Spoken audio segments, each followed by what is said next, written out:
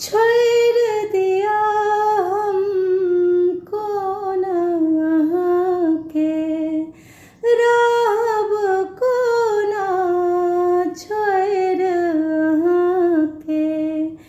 छोड़ दिया हमको ना के रब को ना छोड़ के कहू कि करब हम को ना जे अब हम कहू कि करब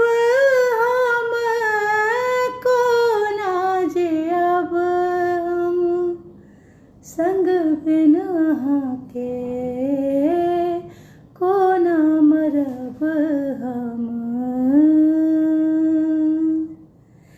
कत जाइ छी नवल